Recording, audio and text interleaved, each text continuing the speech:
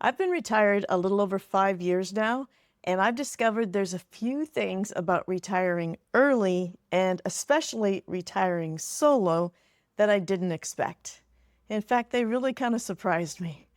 But I also want to share with you one thing that I wish that I had done before I retired, because I'm thinking that if you are getting close to that time where you're thinking, I'm going to retire, then I'm hoping that this little piece of advice will help you out and that you have time to actually do things a little different than what I did. Hi, my name is Lisa. I am a retired teacher, grandma, and I am a proud Canadian. Welcome to the channel. So surprise number one is that the money anxiety did not go away. I know we spend so much time crunching those numbers. I sat down with a financial advisor. I did everything I could in order to prepare myself. I paid into a pension over 30 years. There were months over those 30 years that I swore at that amount of money coming off my paycheck. I was thinking, oh, what I could do with that money and help pay down my mortgage, all those different things. But fast forward 31 years, and I'm very grateful for that pension. And here I am 5 years into my retirement, and I'm doing just fine. The numbers are working, the plan is working, but it doesn't stop us from having that anxiety. We're constantly watching the news, those headlines, especially now. Things are a little bit scary. There's been a few months where you look at your portfolio and you go, oh my goodness. But then the next month it bounces back. And so it's been a bit of a roller coaster.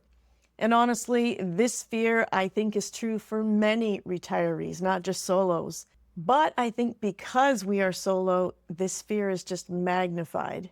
There's nobody else to share the burden. There's no second income, no second pension coming in, or in my case, I'm Canadian, so Canadian pension plans or old age securities coming in. I am it. So it makes it a little nerve-wracking when I know that I am the captain of my own ship and there's nobody else around to help me keep this baby afloat. It makes me totally understand why the whole Golden Girls thing is starting to come back. I've noticed on social media where people are starting to pool their resources, get under one roof and share those expenses. They have each other to help each other out. There's a built-in social connection right there. I'm not there yet. I really do like having my own space. I share my space with my cats, and that is about it. But I totally understand why people would be going in that direction at this point. And not only is there no one there sharing my expenses, but even just someone to bounce those ideas off. I am very lucky. I have two adult boys, and they're both very much involved in my life.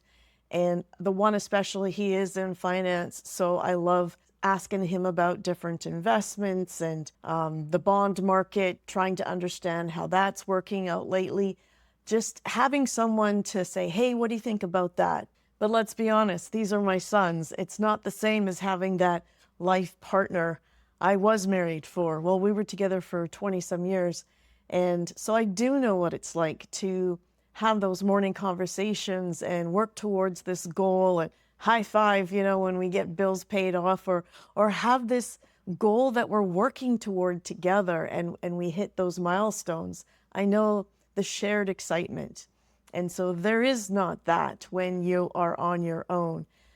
And my cats, they high five me, but hey, it's just not the same. That being said, when you do have these financial goals, you have complete control over those goals. You don't have to figure out what the partner has spent money on and have these surprises that sometimes happen. Remember those days? So like in everything, every scenario is going to have its pros and cons. But in this case, the surprise was that anxiety, even though for 5 years I've had proof that my financial plan is working, I still get a little anxious when I see the headlines. Surprise number two is how much my friendships have changed in ways that I didn't expect. Bottom line is my group of friends is very different than they were 5 years ago. Now, in my case, this is due to various factors. First of all, yes, when my friends are working, I am not. So it's difficult to get together and you have to work around your friends' schedules. Another thing was that right after retirement, I took off. I decided I was going to go travel, go live by the ocean, things like that. So I wasn't around a lot. But when I did come back to my hometown in order to help out my son and live in his house while he was traveling and look after their dog and their python named Monty, I thought that was pretty cool. That was when the change in schedule really became obvious to me, and trying to find a time that worked for everybody was really challenging. At one point, I even went back to work because I was, like I said, I was back in my own hometown. And so being able to be a substitute teacher, or other places call it a supply teacher, was actually pretty easy for me because I was familiar with the system and the school and everything. It started out as I was thinking I would do it like once a week kind of thing for a friend of mine who taught psychology just like I did. And then a friend of mine who needed surgery said, "Hey, would you be willing to look after my classroom for a week?" She taught cosmetology and I don't know anything about that. So I said, "Yeah, sure, I'd be willing to help out for 1 week." Long story short, there were complications and I ended up looking after her class for almost a month. So that was way beyond what I thought I would be doing, but it turned out okay. I earned enough money to buy new furniture for my place. But I really noticed how I went back to having those social times with people because of work. Because let's face it, that's a big thing that our place of work gives us. It's not just about our purpose and income and structure. It's about our social lives as well. And when we retire, all of that basically just disappears. And that social life was a really big one for me. And I moved to another city in order to be close to my grandkids because that's what I wanted my next phase of my retirement to be all about, was being there for my grandchildren.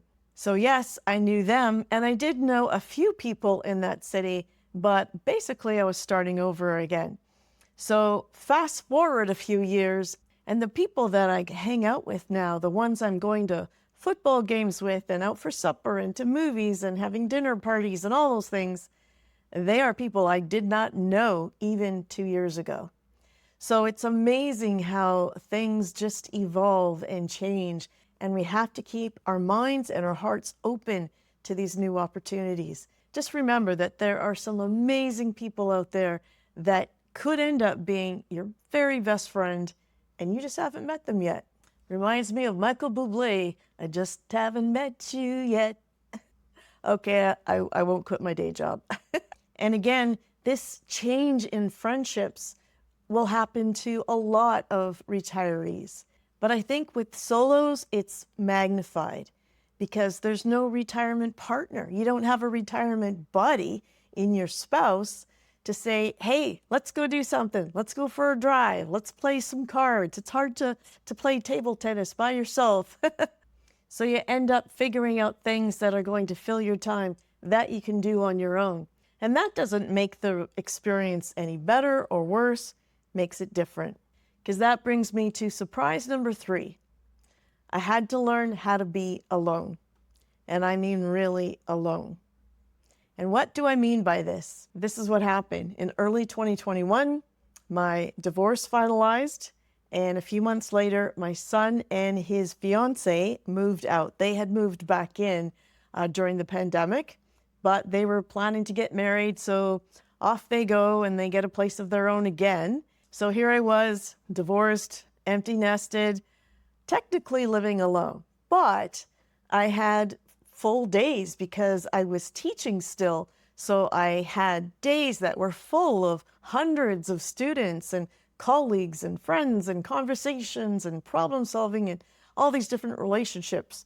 So even though I was living alone, I wasn't technically alone. And then in June of 2021, I walked out of my school for the last time. And that was when I discovered the difference between living alone and spending your life alone. Now, at the beginning, that shift was very well cushioned because I had so many different things going on. I had moved to Vancouver Island because I really wanted to live by the ocean at some point in my life. I explored the island every chance I got. I was traveling to different countries. I was learning how to do all kinds of things like marketing online, and that eventually led me to learning about YouTube and thus this channel. And so in those early days, there was constant adventure and the next goal. And of course, I talked about looking after my son's place for him for a little while and then moving to a new place, a new city. So there's exploring that city.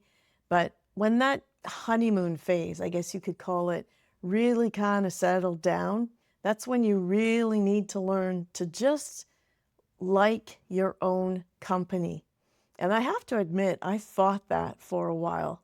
I watched videos from people who have lived solo for many years, never married. I think their situation is a little different than someone who has been married and in relationships for most of my adult life. And at one point, when a relationship didn't work out, I would dust myself off and, go right back out there and see if I can find a new one. But somewhere along the line, something shifted in me, and I realized I actually enjoy hanging out with myself. I actually enjoy my own company. I like that freedom of being able to do what I want when I want without having to explain or justify, compromise with somebody else, negotiate, well, let's do this for you and let's do this for me. None of that. I have enough of that in terms of scheduling with my friends and my family. So just having this time to just do what I want, and if that means nothing, then so be it. That was another big thing. I think giving myself permission to do nothing, to have that downtime. Because I think about it this way, like when we go off on a holiday and we just spend the time, let's say on a beach, reading, watching the waves, doing nothing, and we go, that felt amazing.